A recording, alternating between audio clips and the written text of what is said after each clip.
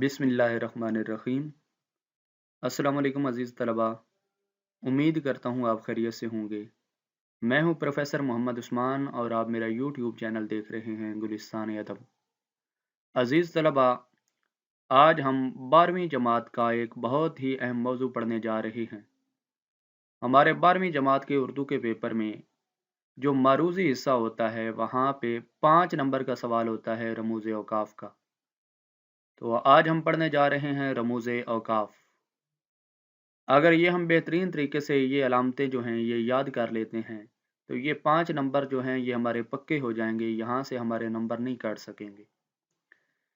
तो देखें रमूज़ औक़ाफ़, रमूज़ जो है ये रम्ज़ की जमा है और औक़ाफ़ जो है ये वक़्फ़ की जमा है। रमूज़ रम्ज़ की जमा, रम्ज़ का मानी होता है इशारा और औक़ाफ़ जो है ये वक़्फ़ की जमा है जिसके मानी होते हैं ठहराव या रुकना। रमूज़ औक़ाफ़ का मतलब होगा रुकने के इशारात या ठहरने के इशारात। तो इबारत में हमने कहाँ पे कितना रुकना है, कितना ठहरना है, तो इसमें बहुत सारी बातें जो हैं वो इसके मुतल्लिक़ बताई जाएँगी। और कहाँ पे हमने कौन-सी अलामत जो है वो लगानी है। देखें अज़ीज़ तलबा, 10 अलामतें यहाँ पे आपको पढ़ाऊँगा। सबसे पहले जो है वो है सकता, उसके बाद वक़फ़ा, राबता, तफ़सीलिया, ख़त्मा, निदाइया, सवालिया, कौसैन, वावैन, ख़त। सबसे पहले सकता। सकता का जो दूसरा नाम है वो वक़्फ़ ख़फ़ीफ़। और ये देखें सकता की आगे अलामत, आगे तारीफ़, बहुत ही मुख़्तसर ठहराव को सकता कहते हैं। सकता को वक़्फ़ ख़फ़ीफ़ भी कहते हैं। बहुत ही मुख़्तसर ठहराव को सकता कहते हैं। सकता को वक़्फ़ ख़फ़ीफ़ भी कहते हैं। जहाँ ये अलामत इस्तेमाल हो वहाँ पर थोड़ी देर के लिए रुकना होता है। आगे कुछ जो है अल्फ़ाज़ बताए जा रहे हैं कि किस किस्म के अल्फ़ाज़ होंगे। तो आप जो है वो सकता की अलामत लगाएंगे।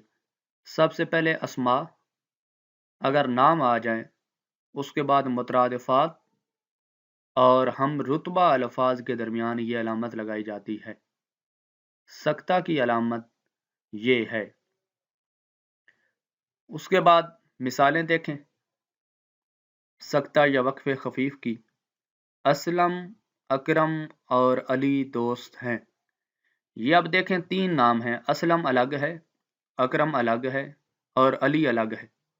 अब असलम अकरम हम ऐसे ही लिख देते, दरमियान में ये अलामत ना लगाते, तो ये जो है लोग एक नाम समझते। अब हमने असलम और अकरम के दरमियान ये अलामत लगाई है, तो पता चल रहा है कि असलम अलग नाम है, अकरम अलग नाम है और अली जो है ये अलग नाम है। असलम, अकरम और अली दोस्त हैं। इसी तरीके से नीचे वाली मिसाल में देखें, कलंदर लाहौरी, अल्लामा मोहम्मद इकबाल हमारे कौमी शायर हैं। कलंदर लाहौरी के बाद देखें सकता की अलामत लगी हुई है।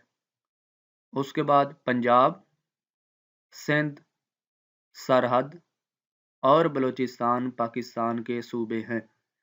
पंजाब के बाद सकता की अलामत, सिंध के बाद सकता की अलामत। ये सकता की तारीफ आप पढ़ चुके हैं। बहुत ही मुख्तसर ठहराव को सकता कहते हैं। सकता का दूसरा नाम जो है वो वक़्फ़ ख़फ़ीफ़ है।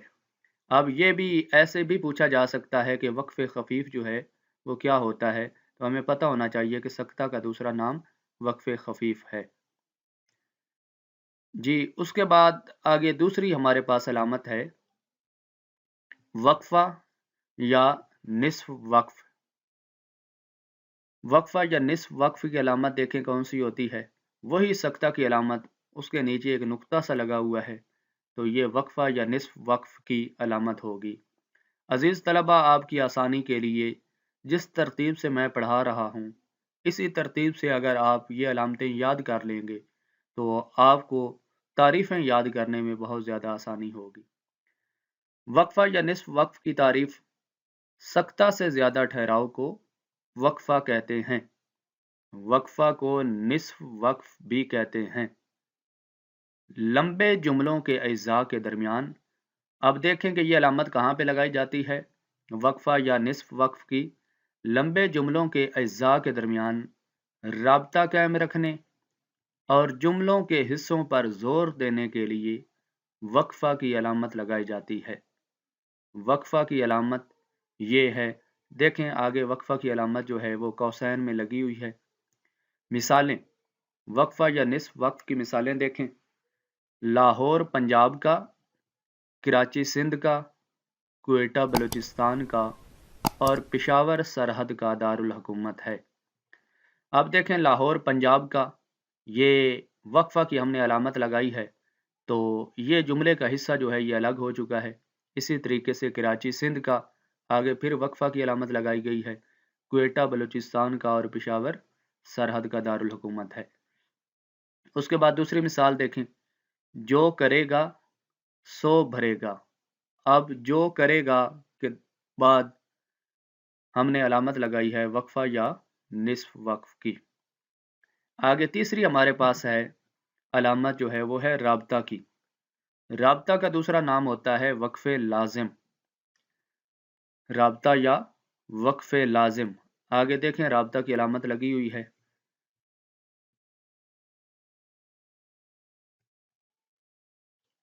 رابطہ کی تعریف دیکھیں: وقفہ سے زیادہ ٹھہراؤ کو رابطہ کہتے ہیں۔ اب آپ کو یاد آ رہا ہوگا، میں نے پہلے بھی آپ سے بات کی ہے کہ اگر آپ اسی ترتیب سے یاد کریں گے تو تعریفیں آپ کو آسانی سے یاد ہو جائیں گی۔ جیسے سکتہ جو ہے بہت ہی مختصر ٹھہراؤ کو سکتہ کہتے ہیں۔ وقفہ کی تعریف ہم نے پڑھی ہے کہ سکتہ سے زیادہ ٹھہراؤ کو وقفہ کہتے ہیں۔ اب ہم رابطہ کی تعریف پڑھ رہے ہیں تو رابطہ کی تعریف ہم پڑھ رہے ہیں وقفہ سے زیادہ ٹھہراؤ کو رابطہ کہتے ہیں۔ وقفہ سے زیادہ ٹھہراؤ کے لیے رابطہ کی علامت استعمال ہوتی ہے۔ اب رابطہ کی علامت کب استعمال ہوتی ہے؟ دیکھیں، کسی کا قول نقل کرنے اور سابقہ جملے کی وضاحت کے لیے رابطہ کی علامت لگائی جاتی ہے۔ رابطہ کو وقف لازم بھی کہتے ہیں۔ اب رابطہ کی علامت یہ ہے، یہ آپ دو نقطے دیکھ رہے ہیں، تو یہ کیا ہے رابطہ کی علامت؟ مثالیں دیکھیں: فرمان نبی صلی اللہ علیہ وآلہ وسلم ہے، نماز مومن کی معراج ہے۔ اب فرمان نبی صلی اللہ علیہ وآلہ وسلم ہے، اس کے بعد دیکھیں علامت لگی ہوئی ہے رابطہ کی۔ اس کے بعد سچ ہے، اتفاق میں برکت ہے۔ کسی دانا کا قول ہے، آج کا کام کل پر نہ چھوڑو۔ اس کے بعد آگے ہماری چوتھی علامت ہے تفصیلیہ کی۔ تفصیلیہ، اب تفصیلیہ کی علامت دیکھیں، یہاں پہ وہی رابطہ کی علامت جو ہم پڑھ کے آئے ہیں اس کے آگے ختمہ کی علامت لگائی ہوئی ہے، تو اس علامت کو ہم کہتے ہیں تفصیلیہ کی علامت۔ تفصیلیہ کی تعریف دیکھیں: جب کسی چیز کی تفصیل بیان کرنی ہو تو اس وقت تفصیلیہ کی علامت آتی ہے۔ اکثر تفصیل بتانے سے پہلے حسب ذیل یا درج ذیل کے الفاظ بھی لگائے جاتے ہیں۔ تفصیلیہ کی علامت یہ ہے۔ مثالیں: پاکستان کے صوبے حسب ذیل ہیں۔ اب اوپر ہم پڑھ کے آ چکے ہیں کہ تفصیل بتانے سے پہلے اکثر یہ ہوتا ہے کہ حسب ذیل یا درج ذیل کے الفاظ بھی لگائے جاتے ہیں۔ اب یہاں پہ حسب ذیل جو ہے وہ آ گیا ہے۔ پنجاب، سندھ، خیبر پختونخوا اور بلوچستان حسب ذیل ہیں کے بعد دیکھیں جو علامت لگی ہوئی ہے وہ جو ہے وہ تفصیلیہ کی ہے۔ اسی طریقے سے دوسری مثال میں پاکستان کے مشہور شہر درج ذیل ہیں۔ اب درج ذیل اوپر ہم نے لفظ پڑھا تھا وہ بھی یہاں پہ آ گیا ہے، تو دیکھیں درج ذیل ہیں کے بعد تفصیلیہ کی علامت لگی ہوئی ہے۔ اب کون کون سے وہ شہر ہیں؟ کراچی، لاہور اور فیصل آباد۔ تیسری مثال: पाकिस्तान की ज़रई अजनास मंदरजा ज़ैल हैं: गंदम, कपास और चावल। अब मंदरजा ज़ैल हैं के बाद तफसीरिया की अलामत है। आगे हमारे पास 5वीं अलामत है ख़त्मा या वक्फ़े मुतलक। ख़त्मा की अलामत देखें, जब हम जुमला मुकम्मल करते हैं तो उसके बाद जो अलामत लगाते हैं इसको ख़त्मा की अलामत कहा जाता है। ये भरपूर ठहराव की अलामत है। जुमले के इख्तिताम और अंग्रेज़ी मुख़फ़्फ़फ़ात के बाद ख़त्मा की अलामत आती है। ख़त्मा को वक्फ़े मुतलक भी कहते हैं। ख़त्मा की अलामत ये है। अब कहाँ कहाँ पे ये अलामत इस्तेमाल होती है? जुमले के इख्तिताम और अंग्रेज़ी मुख़फ़्फ़फ़ात के बाद। मिसालें देखें, असलम लाहौर गया। जुमला मुकम्मल हो चुका है और समझ भी आ रहा है, तो उसके बाद हमने जो अलामत लगाई है वो ख़त्मा की अलामत है। उसके बाद अंग्रेज़ी मुख़फ़्फ़फ़ात के हवाले से हमने पढ़ा है, मैंने MA कर लिया। अब M और A के दरमियान देखें, ख़त्मा की अलामत लगी हुई है। उसके बाद जुमला भी मुकम्मल हो चुका है, तो जैसे जुमला मुकम्मल हुआ है हमने आखिर पे भी ख़त्मा की अलामत लगाई है। इसी तरीके से तीसरी मिसाल देखें, अली ने MBBS की डिग्री हासिल कर ली। अब M के दरमियान ख़त्मा की अलामत M के बाद, और B के बाद फिर ख़त्मा की अलामत, फिर B के बाद ख़त्मा की अलामत। तो MBBS ये अंग्रेज़ी मुख़फ़्फ़फ़ात हैं, तो उनके दरमियान जो हमने अलामत इस्तेमाल की है वो ख़त्मा की अलामत है। उसके बाद ये जुमला मुकम्मल हो चुका है, अली ने MBBS की डिग्री हासिल कर ली, तो उसके बाद भी हमने ख़त्मा की अलामत लगा दी है। आगे छठी अलामत की तरफ हम जाते हैं। तो छठी अलामत हमारे पास है निदाइया, फ़िजाइया, इस्तेजाबिया। अब देखें, अलामत एक ही है लेकिन मुख्तलिफ नाम हैं। मौके महल के मुताबिक जैसे जुमला होगा, जिस तरह का जुमला होगा, अलामत यही लगेगी लेकिन नाम अलग अलग होंगे। देखें तारीफ, निदाइया, जब जुमले में निदा दी जाती है, किसी को पुकारा जाता है, किसी को आवाज़ दी जाती है, तो ये अलामत निदाइया कहलाती है। निदाइया कब अलामत होगी? जब जुमले में किसी को निदा दी जाती है, पुकारा जाता है, आवाज़ दी जाती है, तो कौन सी अलामत होगी? निदाइया की। उसके बाद जब दुख या खुशी के जज्बात के इजहार के लिए इस्तेमाल हो, तो ये अलामत फ़िजाइया कहलाती है। अब अलामत एक ही है, जब निदा दी जाती है उस वक्त इसका नाम होगा निदाइया। जब दुख या खुशी के जज्बात के इजहार के लिए अलामत इस्तेमाल होगी तो उस वक्त हम इसको फ़िजाइया कहेंगे। और जब तमन्ना या हैरत के लिए इस्तेमाल हो तो यही अलामत जो है इसको हम इस्तेजाबिया कहेंगे। निदाइया की अलामत ये है। मिसालें, अकरम मेरे पास आओ। अकरम के बाद हमने अब अकरम को बुलाया है, तो अकरम के बाद निदाइया की अलामत है।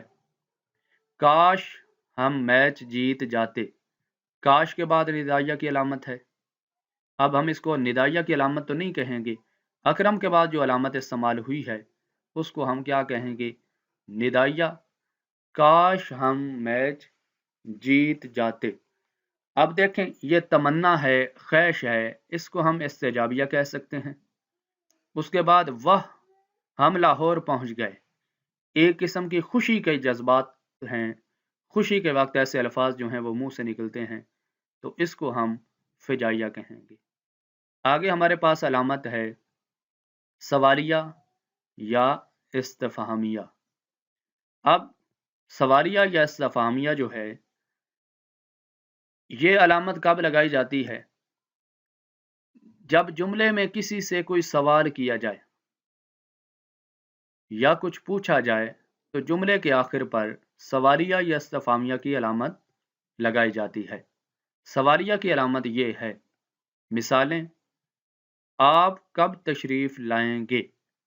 अब सवाल किया गया है, ज़ाहिर बात है कब लफ्ज़ भी आ चुका है, तो पूछा जा रहा है कुछ, उसके आखिर में जो अलामत इस्तेमाल हुई है वो सवालिया की है। वहाँ पर कौन है पूछा जा रहा है, सवाल किया जा रहा है, तो आखिर पे सवालिया की अलामत आप क्या खाना पसंद करेंगे, आखिर पर सवालिया की अलामत लगेगी। उसके बाद हम अगली अलामत की तरफ जाते हैं, तो आगे हमारे पास अलामत जो है वो कौसैन है। कौसैन कौसैन को खतूत वहदानी भी कहा जाता है। अब कौसैन की अलामत देखें, ये सामने कौसैन की अलामत जो है वो मौजूद है।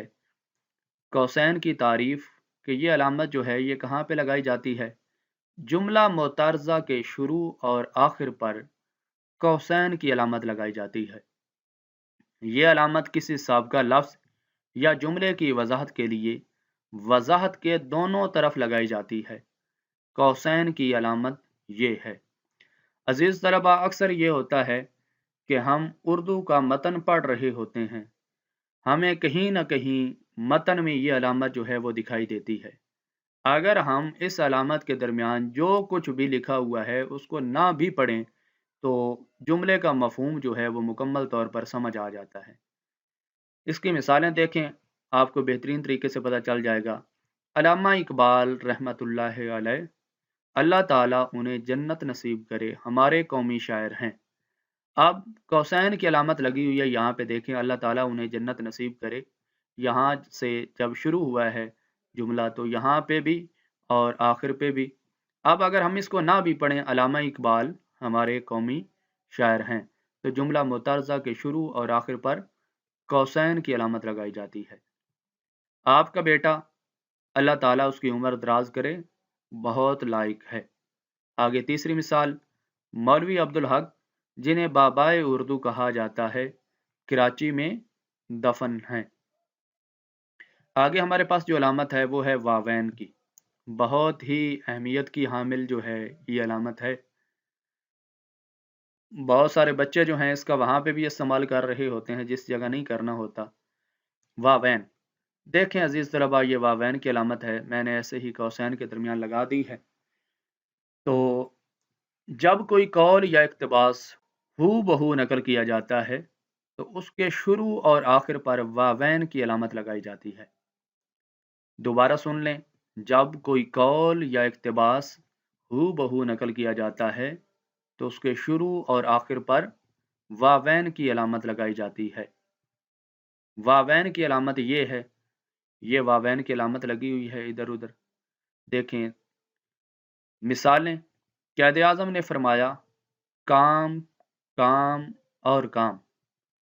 इधर उधर देखें वावैन की अलामत लगी हुई है, जहाँ से ये शुरू हुआ है और जहाँ पे ख़त्म हो रहा है।